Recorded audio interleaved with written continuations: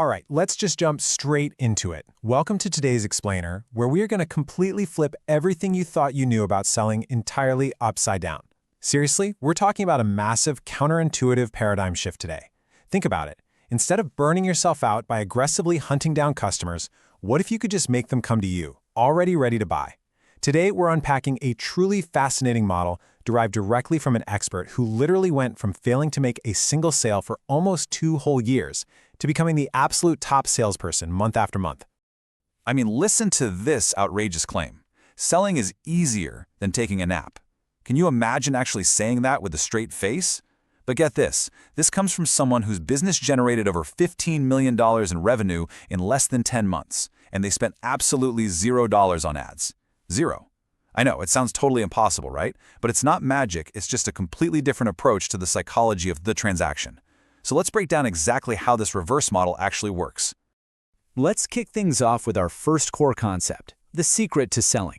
And spoiler alert, it really comes down to total detachment. So the single biggest mistake new salespeople make is just desperately wanting people to buy. You know the feeling. You're emotionally invested in every single yes. You need it.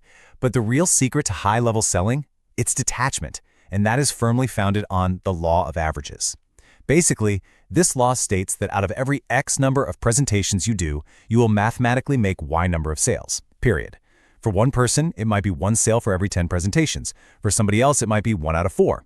Once you actually figure out your personal average, all that heavy emotional weight of rejection just vanishes. Every no isn't some huge personal failure, it's literally just a mathematical stepping stone getting you closer to your guaranteed yes. Okay, but what if you could actually hack those mathematical averages before you even make an offer? Let's move to our next section, the power of pre-indoctrination. So pre-indoctrination is essentially all about teaching. But wait, it's not about teaching them your product's amazing features or explaining the nuts and bolts of your service. No, it is about teaching your prospect something valuable about the transformation they are already actively looking for. By educating them on the exact result they desire, you instantly position yourself as a trusted expert who actually has their best interests in mind. It's a total game changer. And why is this teaching phase so incredibly vital? Well, look at the number 7. According to the Dunbar research highlighted in our source material, it takes a person a full 7 hours of interaction with you before they feel like they know, like, and trust you enough to actually buy something from you. The huge problem with traditional sales is you try to sell someone the minute you meet them. I mean, it's literally like asking someone to marry you on the first date. There's no way. They need those 7 hours. Now, when you combine that trust building with massive scale, you get results that look like this. $15 million. That's the staggering revenue generated in under 10 months with 0 ad spend. How did they pull that off? Simply by doing 10 to 20 value-based teaching videos on YouTube for every 1 single promotional video. It's all about providing massive amounts of free value to accumulate those 7 hours of trust across millions of viewers. So how do you actually accumulate this kind of trust at scale without completely burning yourself out? That brings us right to the law of the farm. Planting for a harvest. Think of your content creation as essentially community service. Our source talks about putting out over 400 free videos without ever asking for a single thing in return. Every deed, every word, every thought, and every dollar is a seed that you are sowing into the garden of your future.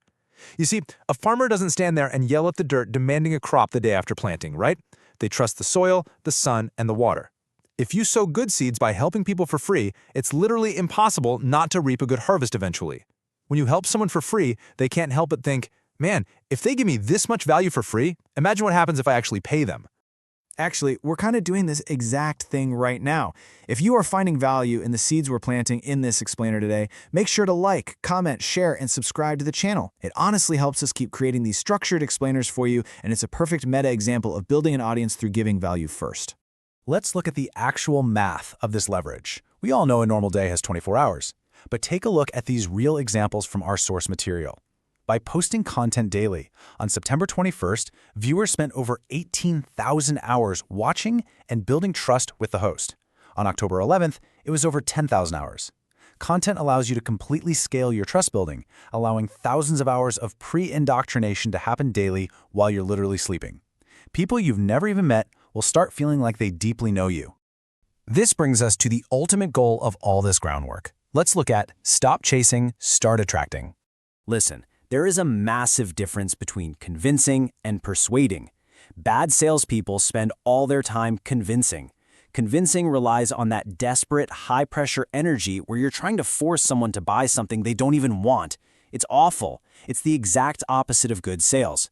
Successful sellers, however, use persuading. Persuasion is magnetic. It's simply about presenting a solution to someone who is already actively seeking it out. Take this $26,000 custom suit anecdote. It's wild.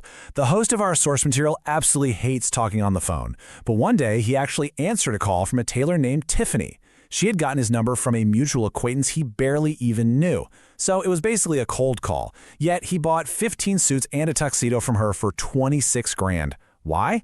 I promise you, it wasn't because of some slick, high-pressure pitch. It was simply because he was already actively looking for a local tailor.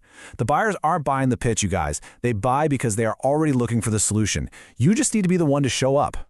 And it all boils down to this incredibly powerful quote. Care more about them getting their result than you do about getting their money.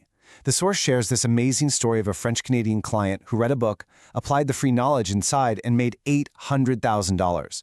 Because he got the result first, he happily turned right around and bought a $15,000 mastermind program without ever being chased down or pressured. If you look out for people long enough, they will absolutely come looking for you. Okay, let's bring it all home with the final piece of the puzzle, the ultimate closing sequence. So, to maximize your efficiency, you do your presentation, meaning all the teaching and the qualifying, to a group. This could be a webinar, a YouTube video, a challenge, whatever. But when your offer is above $5,000, you want to save the actual frictionless closing process for a one-on-one interaction. Doing it this way ensures that the unqualified prospects simply filter themselves out before they ever waste your valuable time. When you do finally get on that one-on-one call, you absolutely do not pitch. You open smoothly with a simple, "What did you like best about what you saw?" After they answer, you ask, "What questions do you have?" You answer it. Then you ask, "What other questions do you have?" And you just repeat this loop until they have absolutely no questions left.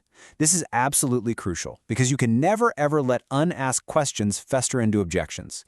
An objection is usually just an unanswered question that you let rot in their brain. Once they are completely out of questions, you move straight into this genius psychological sequence. First, ask permission. Do you mind if I ask you a few questions? The law of reciprocity practically guarantees they'll say no, they don't mind. Next, ask what appeals most about your core benefits, offering option A, B, or both. Because you say the word both last, human nature means they almost always choose both. Finally, ask. If you had an opportunity to start benefiting from both sooner or later, would you choose later or would you choose sooner? Notice how sooner is deliberately placed right at the end. By doing this, they literally articulate their own urgency to start right now. And the exact moment they say they want those benefits sooner, you ask this wonderfully simple, low-pressure question. How do you spell your first name? As they spell it, you are immediately filling out the form for them. You see what happened there? You never have to awkwardly ask for the sale. You just smoothly transition directly into the transaction, asking for their last name and then smoothly asking which card they'll be using. It is 100% frictionless. Which brings us right back full circle to where we started today. Total detachment. Stop trying to force people to buy. Just remember this little acronym. SW, SW, SW, SW, SWN. Some will, some won't. So what? Someone's waiting next. You have to accept the math of the law of averages, protect your own energy, and simply move on to the next prospect who's already out there looking for you. So I'll leave you with this final provocative thought. I want you to think really deeply about your current approach. Are you just trying to get their money, or are you genuinely trying to get them results? If you commit to the latter and you focus on planting seeds of massive value every single day, you won't ever have to chase a sale again. They will come to you. Thanks so much for joining me on this explainer, and I'll catch you next time.